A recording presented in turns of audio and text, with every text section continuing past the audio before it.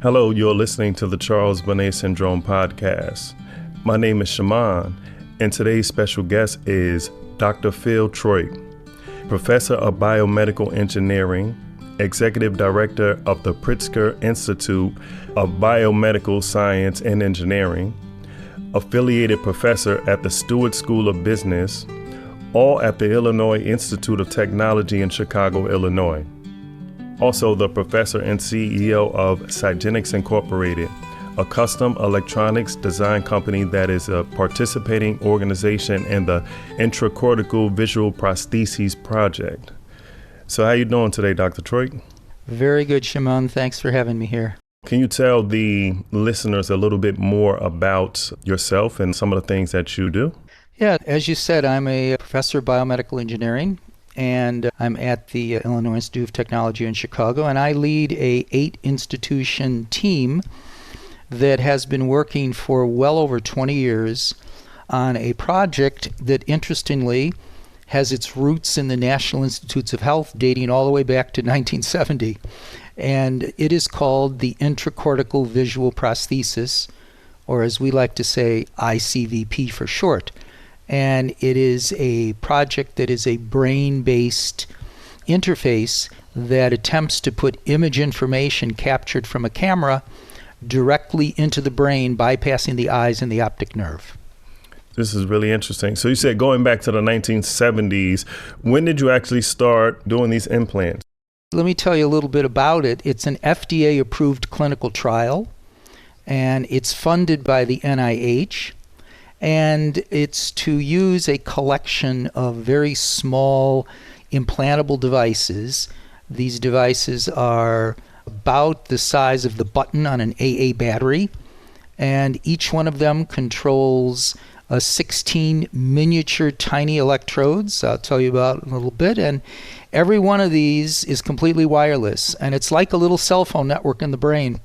You can wirelessly call up any device and call up any electrode, and you can make it stimulate the brain. And if we put these in the vision area of the brain, the idea is that with a camera capturing an image, we can convert that into these commands in this little wireless cell phone network in your brain that's in the vision area, and we can create the perception of the scene in the brain. And so you asked about timelines, and our project began in the 2000s, but it actually dates back all the way to the 1970s when the NIH started this vision prosthesis project. And through the years, which was actually before my time of participating, but in about the early 1980s, I was a group of researchers that used to go to NIH every year to discuss how neural implant projects, and particularly vision prosthesis, might be implemented. And leading up until about 1996, then when the NIH did their own very limited implant in a human subject, and that was really limited. They had wires that crossed over from inside the brain through the scalp, externalized.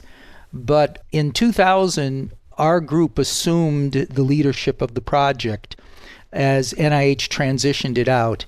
And since 2000, we've been working towards the implantation of this technology in some human volunteers. We've been supported by the NIH, by the Army, by the Brain Research Foundation, by private donors.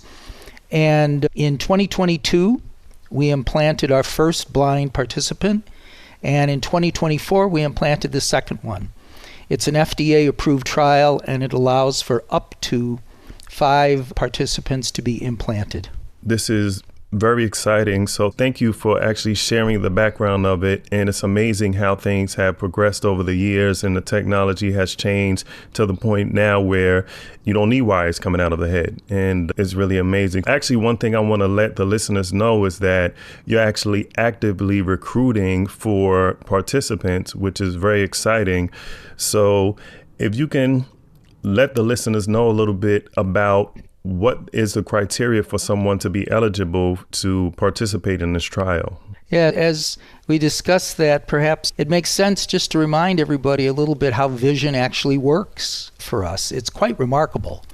that light enters the eye, and your retina converts the light into neural signals. The optic nerve carries those neural signals to the brain decodes those neural signals, and the brain actually creates the perception of image using a very complicated neural machine. It's kind of interesting to think people say they see the same things, but they don't share the same perception. The same light is going into their eyes, but their brains are perceiving it in a different way. So I often say, you see something that's red, how do you know it's red? Somebody told you one time it was red. And so your brain said, okay, that's red, but your red and my red are actually not the same perception. And you got about 1/2 of your brain is dedicated to processing vision in one form or another. That's a lot of neural machinery. And what we're attempting to do is to bypass the input to that neural machinery. So the eye normally sends the signals to the brain, and the primary vision area is right in the back of your head, right as it bends down towards your neck on each side off the center. That's the vision cortex. And we are putting devices implanted in there, and we're bypassing the eye and optic nerve and attempting to inject this artificial image information directly into the brain. It's important to realize that this is really crude in terms of the resolution you have. You got 350 million neurons on each side of your head in the vision area. And at best, we have up to 1,000 electrodes. So it's not meant to restore natural biological vision. It's not meant to restore seeing loved ones' faces or replace a cane or a guide dog or have you read or watch television. But it could provide very crude artificial vision. And if you imagine a kitchen colander that you strain noodles in with a bunch of holes, and you hold it up in front of you and you move it around, and that's how you would see the world, that's what it's like. And the technology is very unique. It uses these wireless floating microelectrode arrays that we call WFMA for short. And each one of them is very tiny. It's 5 millimeters in diameter, which is about the size of the button on an AA battery on the top.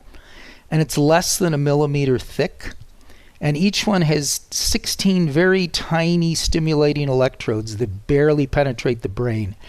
It's got electronics in it that we designed ourselves, and it has a little antenna coil for powering and communication, kind of like the near-field communications that we use to charge our cell phones wirelessly. And so if you could see it next to a penny, it goes from about Lincoln's beard up to his eyes in terms of size. They're very tiny.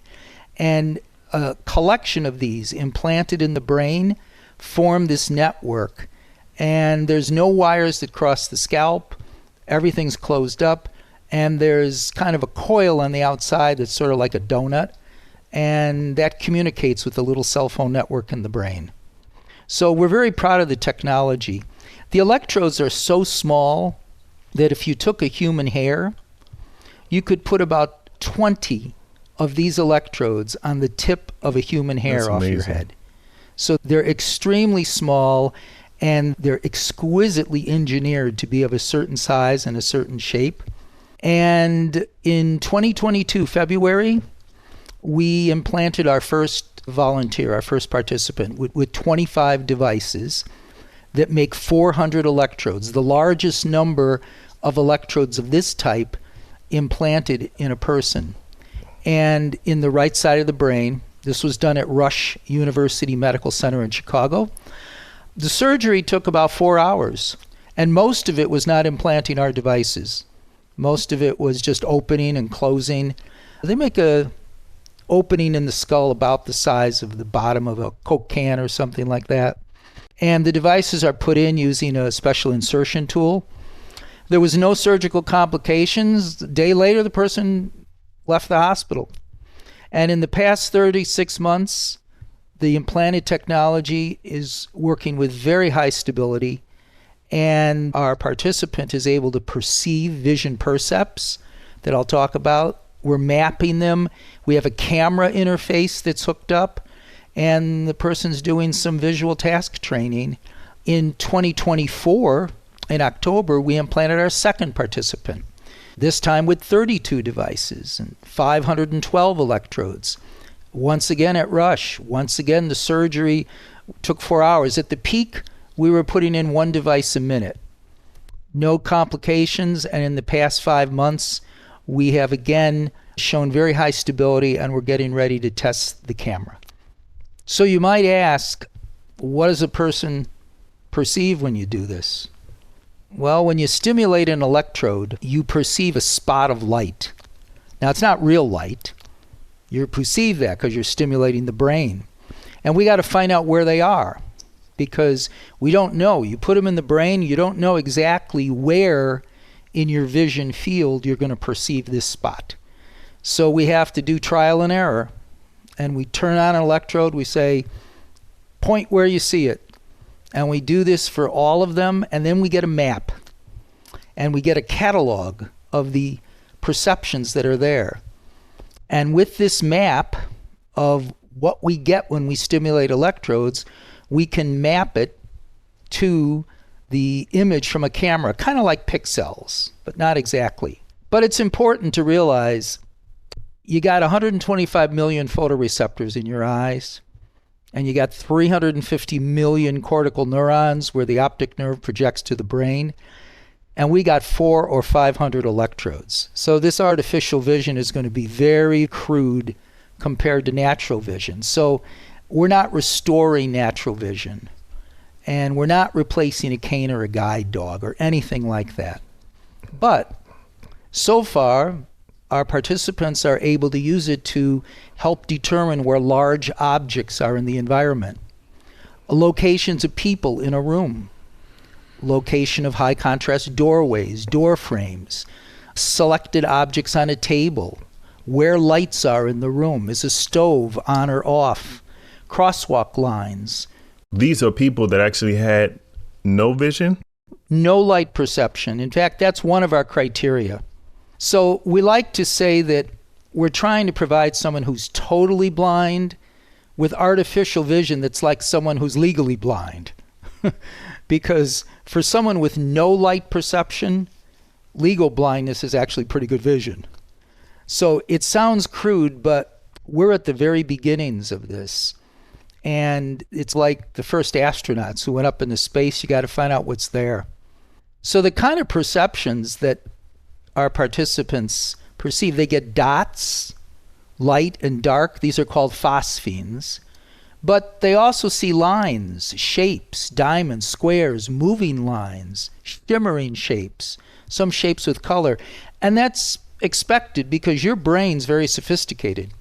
Your brain takes all that information from the optic nerve and decodes it into all these features, and then it assembles them and creates the perception of vision. And when controlled by a camera that's on glasses, they can do some surprising things. So, for example, we have a task where we'll put 4 objects on the table in front of them. A cup, a bowl, a spoon, and a plate. And they scan around, moving back and forth. And when they do that, by judging the shape, the size of the object, they can get it right about 70% of the time. They can pick up the correct object and reach out. One of our participants had the idea that they could find pills that may be spilled out of a pill bottle. And so he said, go for it. So we put a pill on the table, and they found it. They reached out and picked up and found the pill. So this is someone with no light perception, and we're not trying to blow this out of proportion, but using an infrared camera, we can easily locate people in the room because they give off a heat signature. You can locate a high contrast doorway, a door frame, single letters.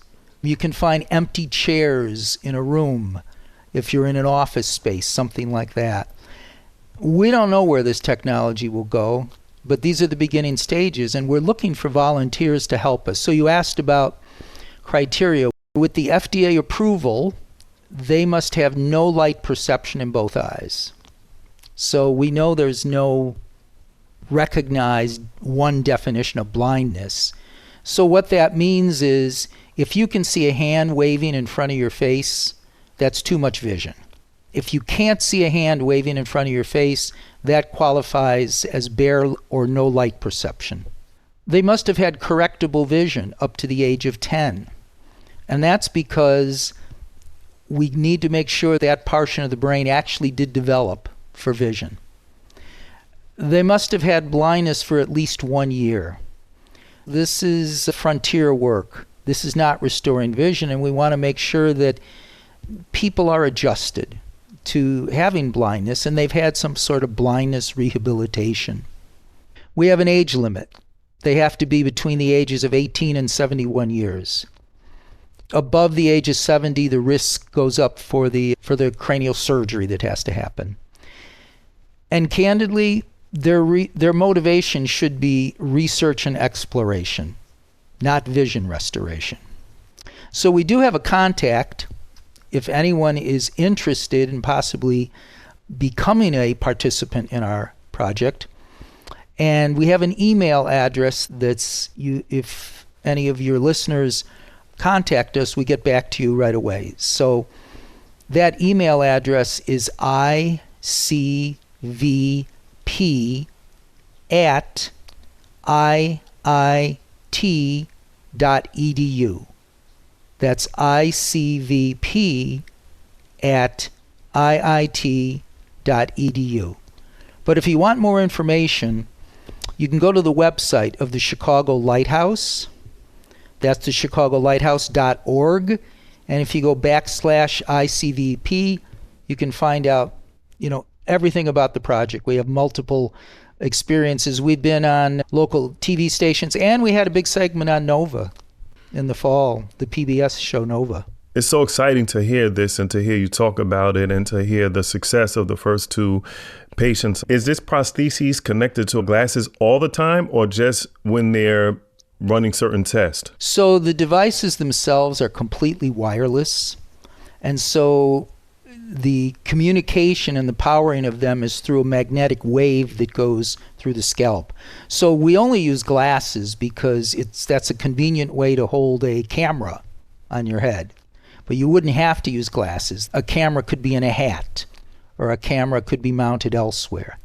The devices have no batteries internal, so when there's no presence of the transmitting antenna on the outside, the devices are completely unpowered. They're completely inert. They don't go off in airport detectors or anything like that.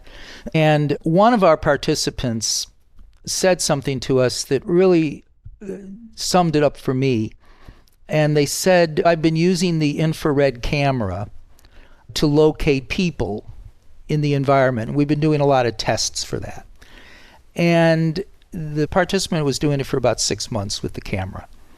And what would happen is that if the camera is picking up a person, then it activates these vision percepts, these phosphenes. And so as you scan your head around, you see them come on and off and on and off. And there's people there because it only responds to people. But our participants said it was only this morning that all of a sudden something clicked in my brain and I realized those aren't dots. That's a person in front of me. Wow. And it was quite significant because that's really the beginning, the very, very beginning of this artificial vision being interpreted in the brain as meaningful as real vision. That it had meaning that went beyond just that there were dots that the person picked up. I noticed that the first person had a certain amount of electrodes that were implanted into their brain, and the second one had an increase. Do you plan on continuing to increase electrodes with each implantation? The amount of devices that are put in is at the discretion of the surgeon that we have. Practically, we probably couldn't fit more than about 40 devices just in the area, the real estate of that area of the brain. And there are other areas of the brain that one could go to for vision. They're a little more challenging to get to. So probably we wouldn't go above about 40 devices. And in our last participant, we put 32. But it was always part of our plan to kind of increase them. In our first participant, the surgeon elected to put in 25, and we had only wanted 9 to 15. So we were delighted when he put in 25 because we got really to explore the feasibility of using more electrodes. I know this is in the very early stages, but is it possible for you to maybe do some kind of software upgrades to improve their vision after it's already implanted? Yeah, so that's a very good question, because we often think of software and firmware and things like that. These devices are designed to be very dumb devices. All they are is you call up the device and you just tell the electrode what to do. And we tell it what to do pulse by pulse. So all the smarts is on the outside. And so the answer is yes. As we discover new things, there's the possibility of upgraded function, because everything that has the smarts to it is on the outside and not on the inside. If you think of a telephone line is just a communication portal. What you say, that's the intelligent part of it. So after almost 2.5 years of testing our first person, one day, and I'm not embarrassed to say, it was actually by accident. It was due to an error that was in a program. We actually discovered a method of stimulating the brain area through the devices that improved the resolution by a factor of 16 times. That's amazing. And that was a discovery that we made, and that's why we're doing this, because frankly, we don't know the language of the brain. And we're discovering it. And the people who are assisting us are very brave, and they're adding to the knowledge. And one day, this type of technology will be standard care, probably with a lot more electrodes. They're going to be able to see a lot more as you continue to develop this technology, I'm pretty sure. I mean, obviously, it's not going to totally replace your vision, because that's not what you're aiming for, but I'm sure it's just going to improve like most technology. So is there any kind of a stipend for anyone? Let's say if someone lives in Kentucky and they want to come to Chicago to get this procedure, is the transportation on them, or is there a stipend for that? All expenses are paid for by the study. There's no expenses that the person bears themselves. There's lots of studies that have gone on like this in the past. I'm sure your listeners can find them on the internet. There's even claims today about what these types of implants could do. We're very careful not to be making those claims at this point and not to exaggerate anything. This is exploration. And the people who participate in this, they're brave volunteers, and we take very good care of them, and we respect them very much. They're not just human subjects, as you say. We call them participants, and they're part of our research team. They give us ideas about how to do testing. No one in the study bears any expense on their own. All expenses, travel, housing when they're here, it's all paid for by the study. But there is a time commitment. We want to study the person and their responses for at least a good year after getting the implantation. Our longest participant now has had 3 years that we've been doing it on a schedule that matches with their own schedule, their own life demands and that. But our 2 participants, they actually want more testing rather than less, because they understand the value and they share our enthusiasm when we discover things. So how did you take an interest in doing things like this to help people restore some of their vision? And I understand that you actually do other things also. You help with prostheses for limbs that are gone or neurological conditions. I get asked that question a lot, and I'd love to say that this was a mission and I just really had this passion to help people, but that isn't really how it went. I'm not embarrassed to say that the challenge of being able to do this, of being able to create technology that actually could make this interface with the brain and result in providing vision perception for people who didn't have it. The challenge of doing that from a technical standpoint, from an engineering standpoint, was very appealing. And yet I can tell you that we have about maybe 25 people on our team from the 8 institutions. Everyone is extremely dedicated to what we're doing.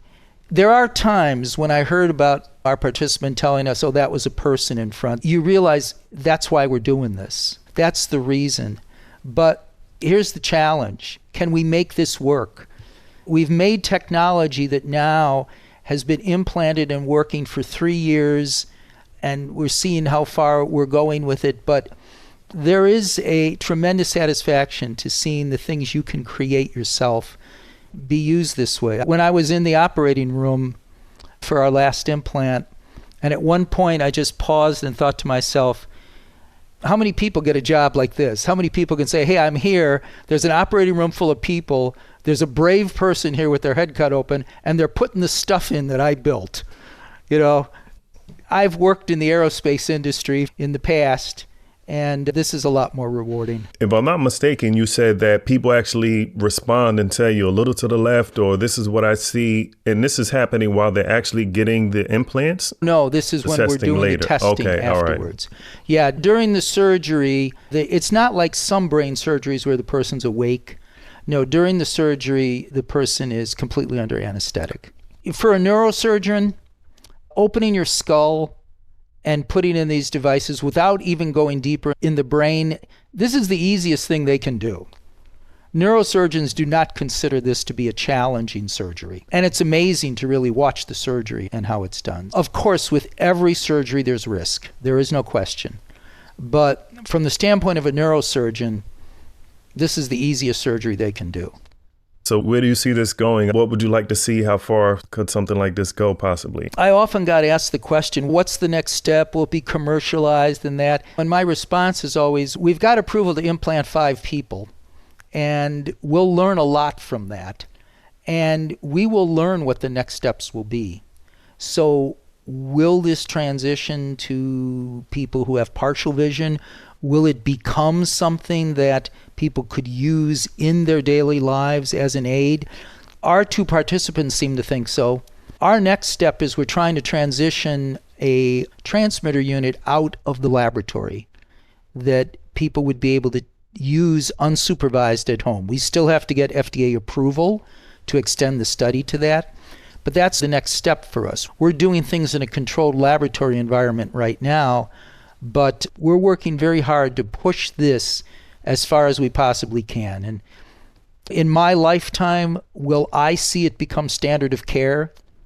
Somebody has an accident and is blinded and they go in and they get the ICVP? Probably not. But the brave people who are working and dedicated people who are working on it now will contribute to that. And so we're looking for individuals who do have that sense of adventure and sense of wanting to really contribute to the field. Okay, so people actually have to go into the lab to actually be able to see with this prosthesis. Right now, that is the case, but technically there's no reason for that. It's merely a matter of us fabricating a device that has all the safety approvals that could be taken outside the laboratory. And I think we'll learn a lot more when we can do that, because using something every day, that's when the real discoveries can happen. So when we're using it in controlled environments in the lab, that's artificial. And there's a Nova episode that was on, it was called Boost It, and it was part of the 50th anniversary of Nova. And as part of that episode, we put on our first participant what's called the mobile device. So for about a year and a half, we had a cart of computer equipment that we pushed behind the person a little bit at a time when they were walking, as they were connected to the transmitter that was on their head. And the Nova people said, we need something new. And I said, we're developing a unit where the person will be completely mobile. They can just walk around by themselves and not be tethered to anything. They said, good, let's see that. At the Nova filming, for the first time, as we promised, our participant had the mobile device. It was just amazing. They just started running around the room and searching out everything and counting the people in the room. We didn't expect it to have that dramatic of a psychological effect, but it did. All of a sudden it was, okay, now I'm free to do what I want. It's not the experiment you guys want me to do right now. So there's lots of places to go and lots of things to learn. And we're all very enthused about it. Is it possible to maybe project something into the brain somehow, some way? That's a very good question, very astute. Yes, in fact, there's no reason why the input has to come from a camera. The input could come from a computer-based image, because it's just image information that's being communicated to the brain. And so, yes, we have done things like that. We can make moving bars, moving lines, even some type of shapes, and we can generate them and we can transmit them into the brain directly without even having a camera. So yes, that is possible to do. I wonder if the people would be able to see more if it's computer generated instead of it being something that they actually see that's in the room with them. That's quite possible. And when I was asked some years ago about future potential, I said, unfortunately, a system like this becomes what's known as an orphan device, because the population of people with blindness is relatively small in the whole population. But just looking to the very far future, just think if you could use this for video gaming. College kids, they'd be lined up around the block to get an implant. This is science fiction. This is really far in the future. We need science fiction to inspire what we do. Yeah, you got to keep imagining. And I'm thinking also, as someone that is an advocate and that's familiar with Charles Bonnet Syndrome, all of the experts say currently that what's happening is the brain is starved from the lack of visual stimuli. So the brain is firing up these images. And if there's a way that people could have something else fire up images for a certain amount of time per day, maybe the brain would rest and the Charles Bonnet syndrome would decrease or go away. That could be way in the future. And I know that's not the subject of here, but I'm always thinking of ways to maybe help someone with a condition like Charles Bonnet. That's a really good point, because there's lots of neural interface devices that work by confusing the nervous system. And so, yes, it's quite conceivable that one could use this as a therapy, and that one could inject image information into the visual cortex of the brain and basically calm the brain down and say, hey, you got your images. Don't create one on your own. That's possible. Wow, that's good to know that is possible. And I like your attitude behind things. You're very open to things, and it's good to just be open to things, especially as someone like yourself who's a PhD and engineer and all the other certifications that you have. I appreciate that. I guess that's a part of being able to figure things out, always staying open and taking feedback and things like that. And imagine and dream. I was raised on the $6 Million Man on TV. And by the way, he had a cortical implant. Wow. And then what was the other one? They had the woman too. I forgot what she was. Bionic woman. Yeah. And Lindsay Wagner. Yeah. Good. Yeah. But and people in my field who grew up with that, it was an inspiration. Geordi's visor on Star Trek. All these things. These were all inspirations that drive us and make us think, hey, maybe one day that is what it'll be. So is there a timeline for when this study will conclude? Is there a deadline to get your participants? Let me tell you something. We started our recruitment in the summer of 2020. What do you think was going on in the summer of 2020? Okay, so you definitely needed patience. How many people in the summer of 2020 wanted to go into the hospital to have elective brain surgery, to have an experimental device put in their head? Yeah, okay. Not many. So the pandemic definitely dramatically slowed down. It was supposed to be a 3-year study, and that started in 2020. And we just got FDA approval to extend the study. So right now, we're looking for 5 participants. We have 2. And we're confident that the study can continue while we recruit the participants. Lots of times there's exclusions because people have other medical conditions, or their vision is too good, or they're outside the age bracket or something like that. Any of your listeners, if someone is interested, or if you know of someone who might be interested, just send them our way to that ICVP@iit.edu. Just send them our way and someone will get in touch with them. And we do a pretty good job of screening people and seeing whether they could be potential candidates. And you answer the emails promptly, so that's always helpful, and that's something that'll be beneficial. Absolutely. I'm fortunate enough to have listeners in other countries. Can people from other countries participate, or is this just open to U.S. residents? It is a little more difficult to navigate from other countries, but we have looked at candidates from other countries, and none of those have actually converged to someone who was past all the selection process. But we do that. It is a little bit more challenging because of the distance, and so we try as much as we can remotely to see if the person medically qualifies. We get medical records and things like that. It's a very comprehensive process. The safety of the participants is our first and primary concern. That's good to know, because people from the UK listen to this podcast, and other English-speaking countries like Australia, and some people that don't have Charles Bonnet Syndrome listen to the podcast. They tell me also. I'm sure someone will reach out to you, because this is exciting stuff. So thanks so much for your time. Is there anything else that you would like to maybe discuss that we haven't discussed, or anything else that you'd like to say? I think we've hit most of the points. And again, if any of your listeners have interest, don't hesitate. We get back to you very promptly. And I really appreciate the opportunity.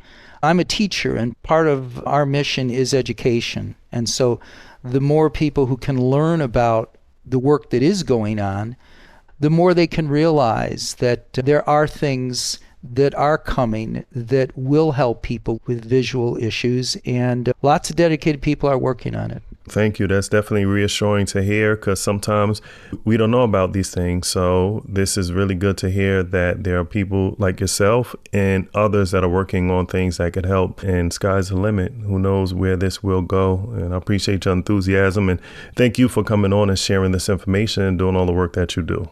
Thank you, Shaimond, for having me here. Thanks for listening. If you enjoy the show, subscribe and rate the podcast. It makes a difference. And if you would like to contact me, you can email me at info@cbsyndromepodcast.com.